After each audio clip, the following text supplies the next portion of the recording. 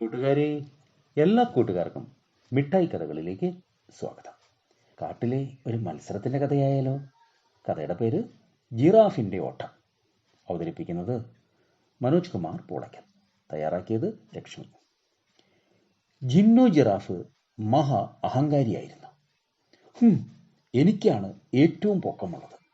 മരത്തിനു മുകളിലുള്ള ഇലകൾ വരെ ഞാൻ തിന്നുമല്ലോ, അവൾ കൂട്ടുകാരോട് വീരവാദം പറയും. ഒരു ദിവസം കാട്ടിലെ കൂട്ടുകാരെല്ലാവരും പുഴക്കരയിൽ വെറുതെ ഇരിക്കുകയായിരുന്നു. അപ്പോൾ ജിന്നു പറഞ്ഞു, എനിക്ക് വേഗം ഓടാനും അറിയാമല്ലോ. ജിന്നുവിൻ്റെ വീരവാദം കേട്ട് കൂട്ടുകാരെല്ലാം മടുത്തു. ഇവളെ ഒരു പാഠം പഠിപ്പിക്കണം.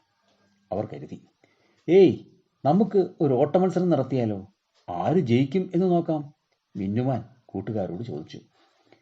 മോട്ടുമുയലും ഫിക്കുക്കുറുക്കനും ഒക്കെ അത് സമ്മതിച്ചു.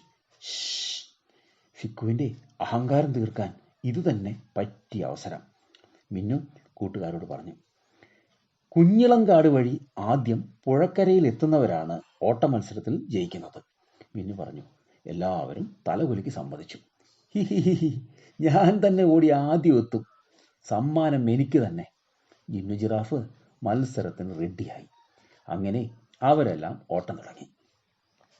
കുറേ ദൂരം കഴിഞ്ഞതും മിന്നുവും ഫിക്കുവും കോലപ്പൻ കുരങ്ങനും വേഗം ഓടിയെത്തി.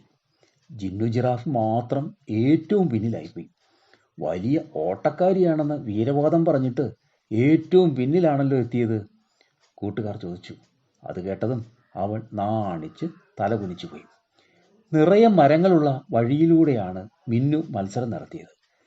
നീളക്കാരിയായ ജിറാഫിന് അതുവഴി വേഗം ഓടാൻ പറ്റില്ലല്ലോ, മരച്ചില്ലകളിൽ തട്ടി താഴെ വീഴുമല്ലോ. അതോടെ ജിന്നുവിൻ്റെ അഹങ്കാരമെല്ലാം മാറി.